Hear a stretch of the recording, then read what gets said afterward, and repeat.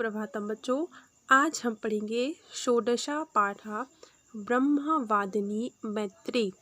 पाठ 16 ब्रह्मवादिनी मैत्री अर्थात इसका अर्थ है वेदों का अध्यापन कराने वाली मैत्री। पाठ का परिचय देखें। प्राचीन कला देव स्त्रीणाम आदरा लोके विद्यते। प्राचीन काल से ही स्त्रियों का आदर संसार में होता रहा है। वैदिक काले उपनिषद काले च तासाम अध्ययनस्य उत्तमा व्यवस्था आसीदेव।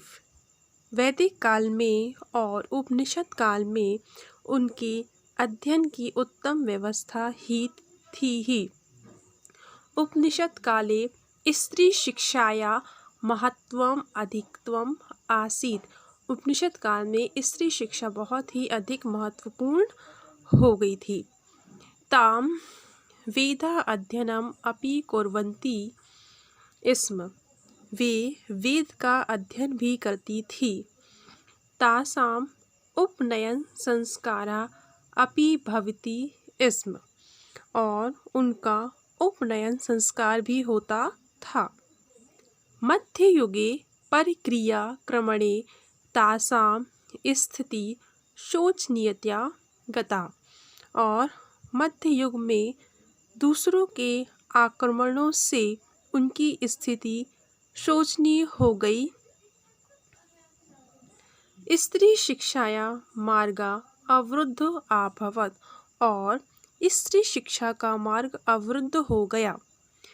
परंतु प्राचीन काले तासाम स्थिति उत्तमा आसीत।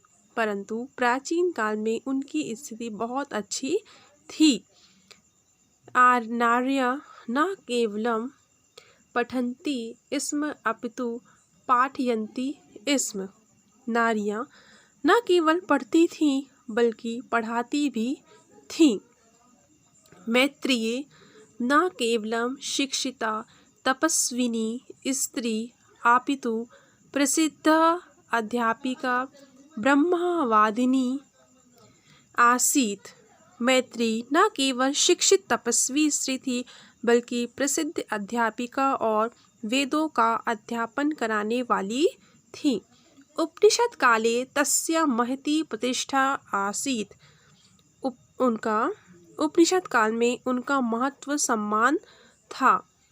बृहदारण्यकोपनिषदि ब्रह्मवादिनी मैत्रेयी विद्यायां विस्तारेण वर्णनमस्ति। और बृहदारण्यकोपनिषद में वेदों का अध्यापन कराने वाली मैत्री की बुद्धिमानी का विस्तार से वर्णन है।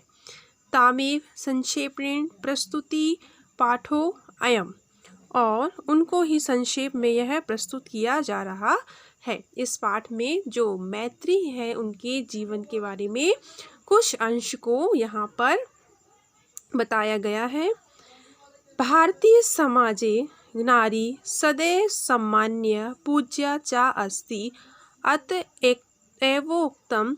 भारतीय समाज में नारी सदैव सम्मान्य थी और कहा भी गया है उनके बारे में यत्र नार्यस्तु पूज्यन्ते रमन्ते तत्र देवता।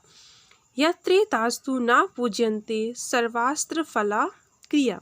जहाँ पर नारियों की पूजा की जाती है वहाँ पर देवताओं का वास होता है।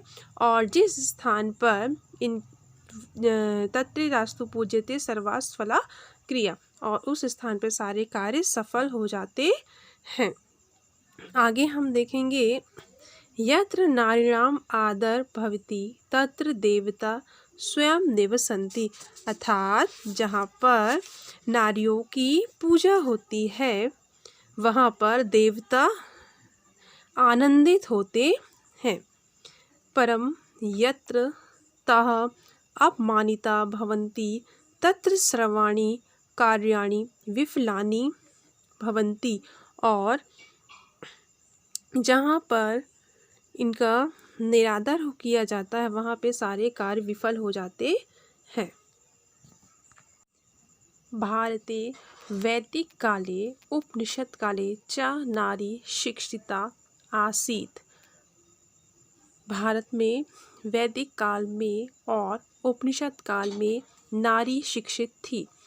सा न केवलम अध्ययनम अपितु सूक्ति रचना अपि करोति स्म।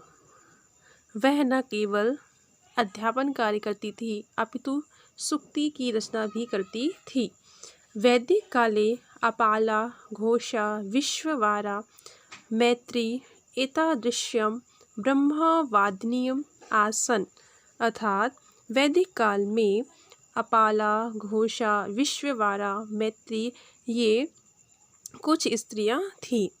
उपनिषद काले ताम जीवन विषयकम जग द्विष्य कंच ज्ञानम अधिगंतुम इच्छति स्म। यह जो वैदिक काल में उपनिषद काल में यह सब जीव विषय के बारे में और संसार के विषय में जानने की इच्छा रखती थी। उपनिषद काले वेदा अध्ययनस्य कृते तासाम उपनयन संस्कारा अपि क्रियते स्म। उपनिषद काल में वेदों के अध्ययन के साथ ही इनका उपनयन संस्कार भी किया जाता था। पुरा कल्पे तु नारीणां मौञ्चे जीववन्दनं मिष्यते इत्यनेन स्मृति विष्णेन तद् ज्ञायते। पहले स्त्रियों का यज्ञोपवीत संस्कार भी होता था।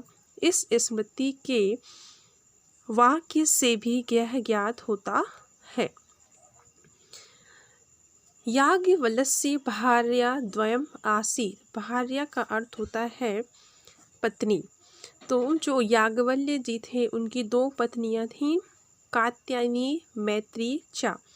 कात्यायनी और मैत्री। कात्यायनी गृह कर्म कुशला आश्रम व्यवस्था पश्यति स्म। जो कात्यायनी थी वह घर के कार्य को और आश्रम की व्यवस्था को देखती थी। मैत्री आध्यात्मिक रुचि संपन्ना वेदा अध्ययनम शास्त्र चर्चा च कुर्वन्ती आसीत्। और जो मैत्री थी उनकी आध्यात्मिक में रुचि थी और वेदों का अध्ययन और शास्त्रों पर चर्चा करती थी। महाराज जनक तस्य पंडितयम अध्यापन कौशलम ज्ञात्वा। महाराज जनक ने उनकी पंडित्य की कौशल को जानकर उनके ज्ञान को जानकर ताम सीता अध्यापितु नियोजितवान। सीता को उनके पास अध्ययन के लिए भेजा। मैत्री सीता वेदानां संस्काराणाम इंद्रिय निगस्य च ज्ञानम दत्तवती।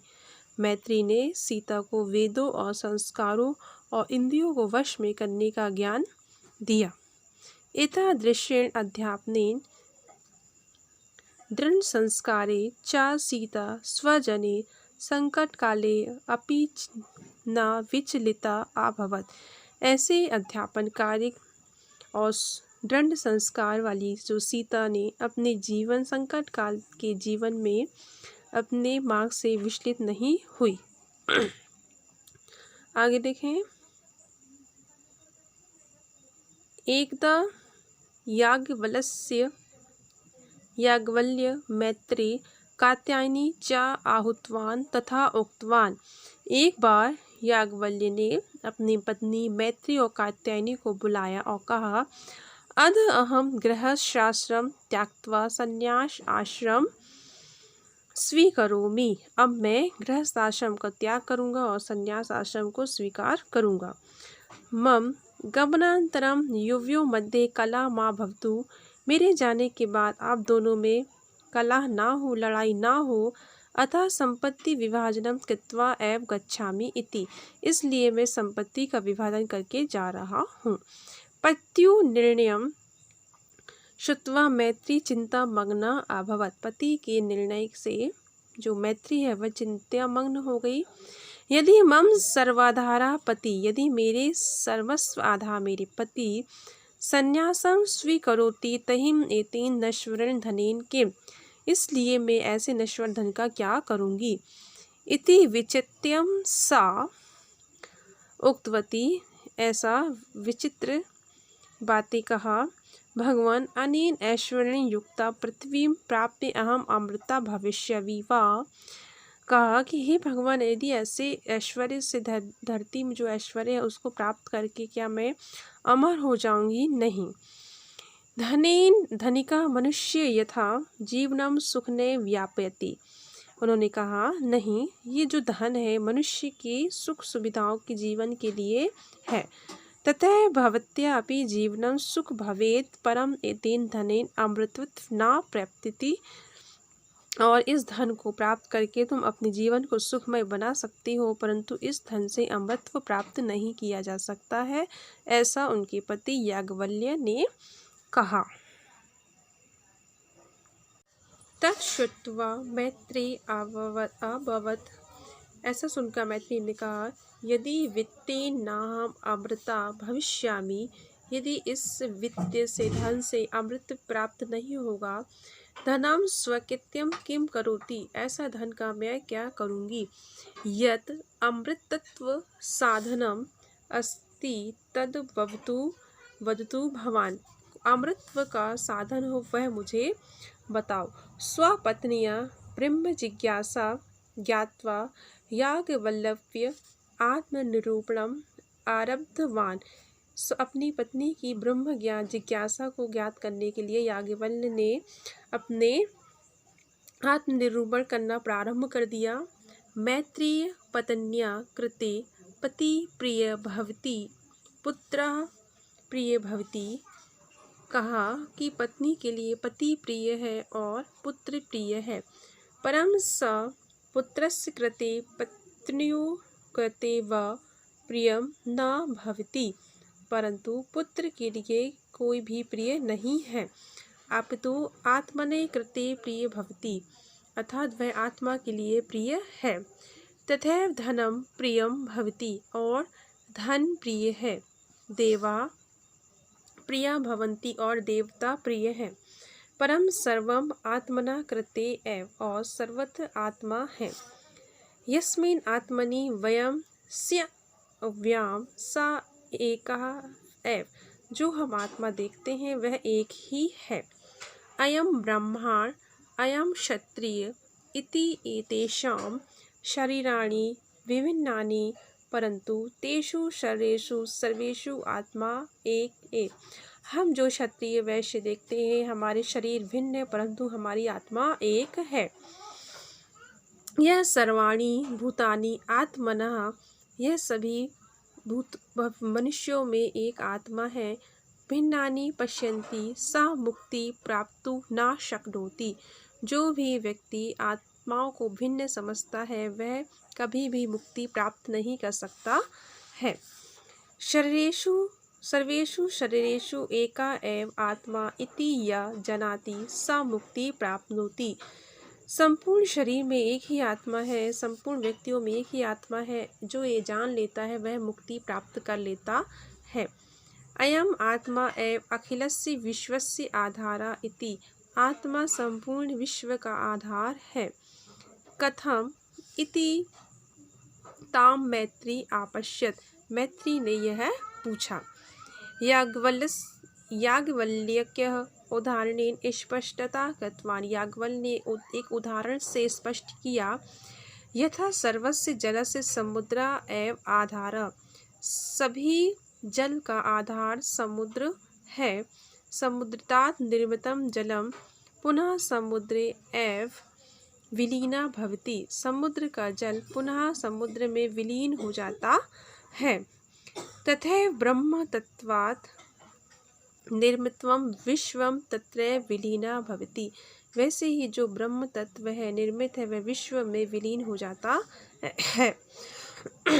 इदम ब्रह्म तत्व संपूर्ण विश्वे व्याप्तम अस्ति, और जो ब्रह्म तत्व आत्मा है वो सभी में विश्व में व्याप्त है।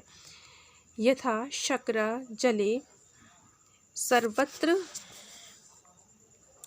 समान रूपेण व्याप्ता भवति, जिस प्रकार से शक्कर संपूर्ण जल में व्याप्त हो जाती है, तथैव आत्मा अपि अंत ब्रह्म व्याप्त, वैसे ही आत्मा भी सर्वव्याप्त है। अयम आत्मा सर्वेशा देहे तिष्ठन्ति, आत्मा सभी देहों में है। देह नश्वर और देह नश्वर है। यथा सह देहे तिष्ठति तदा तस्य भिन्नानि नामानि सन्ति, जिस देह में वह आत्मा जाती है उसका नाम अलग हो जाता है। देह नाशवंतरम आत्मा देहात बलि निर्गच्छति, और देह के नष्ट हो जाने पर वह आत्मा बाहर चली जाती है। तदा तस्य कपि संज्ञा नास्ति, और उसकी कोई संज्ञा नहीं होती है। सह नश्यति, वह उसका नाश नहीं होता है। तत्र विकारा अपि न भवन्ति, और उसमें कोई विकार भी नहीं है। एकमेव अद्वितीयं परम ब्रह्मा, एक ही अद्वितीय पर ब्रह्मा है। यदा तस्य ज्ञानम भवति तदा सर्वं विदिति भवति, जब ज्ञान होता है तभी इसके हमें जब यह ज्ञात हो जाता है तभी हमारा जो मन के विकार हैं वह दूर हो जाते हैं। आत्मतम चा प्राप्यते, और हमारे अमरता प्राप्त हो जाती है। अस्य अमृतत्व साधनम किम, इस अमरता का साधन क्या है। इति मैत्री आपश्यत, यह मैत्री ने पूछा। तदा याज्ञवल्क्य उक्तवान, तब याज्ञवल्क्य ने कहा, आत्म साक्षात्कारः एव अमृतत्व साधनम, अर्थात स्वयं को जानना ही अमरता का साधन है। इति ब्रह्मा निरूपणम ज्ञात्वा याज्ञवल्क्य संन्यासम स्वीकृतवान, और ऐसा ब्रह्मा का निरूपण करके याज्ञवल्क्य ने संन्यास ले लिया। एवं ब्रह्मवादिनी मैत्री याज्ञवल्क्यात् ब्रह्म ज्ञानम प्राप्तवती, और इस प्रकार वेदों का अध्यापन कराने वाली मैत्री ने याज्ञवल्क्य से ब्रह्म ज्ञान प्राप्त किया। नास्ति कुत्रचित् एतादृशी ब्रह्मवादिनी स्त्री या धनम विहाय ब्रह्म ज्ञानम इच्छति, कहीं भी ऐसी वेदों का अध्यापन कराने वाली स्त्री नहीं है जो अतः मैत्रीय भारतीय संस्कृतौ आधारभूता, जो धन को छोड़कर ब्रह्म ज्ञान को चाहती हो, इसलिए मैत्रीय भारतीय संस्कृति में आधारभूत है। इस प्रकार आज ये हमारा पाठ समाप्त हुआ। अब हम इसके एक पदेन प्रश्नोत्तर को देखेंगे। पहला प्रश्न, भारतीय समाजे का सदैव पूज्या अस्ति, भारतीय समाज में कौन सदैव पूज्य होता है, नारी। दूसरा प्रश्न, मैत्रेय कस्य पत्नी आसीत, मैत्री किसकी पत्नी थी, याज्ञवल्क्य की। जनका सीताम अध्यापितु का नियोजितवान, जनक ने सीता को किसके पास शिक्षा के लिए भेजा, मैत्रेय के पास। आश्रम व्यवस्था काम पश्यति स्म, आश्रम व्यवस्था कौन देखता था, कात्यायनी। सर्वस्य जलस्य आधार कः, अर्थात संपूर्ण जल का आधार क्या है, समुद्र।